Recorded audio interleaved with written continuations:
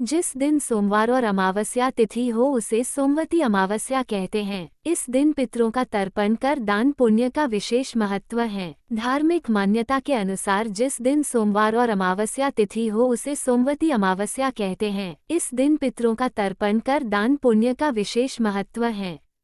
इस दिन पीपल के पेड़ की पूजा व 108 परिक्रमा करना चाहिए। इस दिन परिक्रमा में पैसा, फल, मिठाई आदि चढ़ानी चाहिए। बच्चों को फल तथा मिठाई बांटने से विशेष फल मिलता है। इस व्रत को सुहागिन स्त्रियां अपने पति व पुत्र की दीर्घायु के लिए व अखंड सौभाग्य के लिए करती हैं। सोमवती अमावस्या की पौराणिक कथा। प्राचीन समय में एक ब्राह्मण था, उसकी एक बेटी थी, जिसकी शादी को लेकर वो बहुत चिंतित रहता था। लड़की बहुत सुंदर, सुशील, कामकाज में अच्छी थी, लेकिन फिर भी उसकी शादी का योग नहीं बन रहा था। एक बार उस ब्राह्मण के घर एक साधु महाराज आए। वे उस लड़की की सेवा से प्रसन्न हुए और उसे दीर्घायु का आशीर्वाद दिया।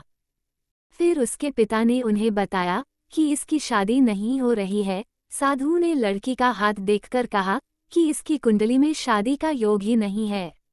ब्राह्मण घबराकर उपाय पूछने लगा। तब साधु ने सोच विचार करके उसे बोला कि दूर गांव में एक सोना नाम की औरत है, वह धोबिन है और सच्ची पतिव्रता पत्नी है। अपनी बेटी को उसकी सेवा के लिए उसके पास भेजो। जब वो औरत अपनी मांग का सिंदूर इस पर लगाएगी तो तुम्हारी बेटी का जीवन भी संवर जाएगा। ब्राह्मण ने अगली ही सुबह उसे सोना धोबिन के यहाँ भेज दिया। धोबिन अपने बेटा बहू के साथ रहती थी।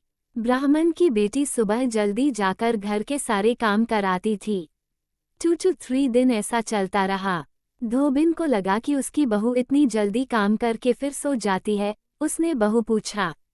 तब बहू ने कहा कि मुझे लगा आप ये काम करते हो।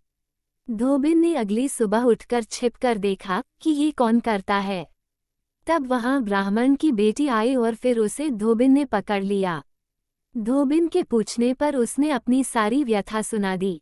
धोबिन भी खुश हो गई और उसे अपनी मांग का सिंदूर लगा दिया। ऐसा करते ही धोबिन के पति ने प्राण त्याग दिए। ये सोमवती अमावस्या का दिन था। धोबिन तुरंत दौड़ते दौड़ते पीपल के पेड़ के पास गई।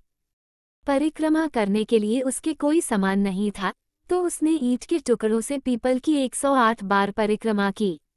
ऐसा करते ही धोबिन के पति में जान आ गई। इसके बाद से इस दिन का हर विवाहिता के जीवन में विशेष महत्व है। वे अपने पति की लंबी आयु के लिए व्रत पूजा संपन्न करके ये कथा सुनती हैं। कुछ समय बाद ब्राह्मण की कन्या का अच्छी जगह विवाह हो जाता है और वह अपने पति के साथ सुखमय जीवन व्यतीत करने लगती है। पीपल के पेड़ में सभी देवों का वास होता है। अतः जो व्यक्ति हर अमावस्या को न कर सके, वह सोमवार को पड़ने वाली अमावस्या के दिन 108 वस्तुओं की भंवरी देकर सोना धोबिन और गौरी गणेश का पूजन करता है, उसे अखंड सौभाग्य की प्राप्ति होती है। ऐसी प्रचलित परंपरा है कि पहली सोमवती अमावस्या के दिन धान, पान, हल्दी, सिंदूर और सुपारी की भंवरी दी जाती है। उसके बाद की सोमवती अमावस्या को अपने सामर्थ्य के हिसाब से फल, मिठाई, सुहाग सामग्री, खाने की सामग्री इत्यादि की भंवरी दी जाती है। और फिर भंवरी पर चाया गया सामान किसी सुपात्र ब्राह्मण, ननंद या भांजे को दिया जा सकता है। ये ध्यान रखें, ये भंवरी का सामान अपने गोत्र या अपने से निम्न गोत्र में दान नहीं देना चाहिए। दोस्तों, ये थी आज की कथा। आपको हमारी वीडियो अच्छी लगी हो तो वीडियो को लाइक करें, चैनल को सब्सक्राइब करें।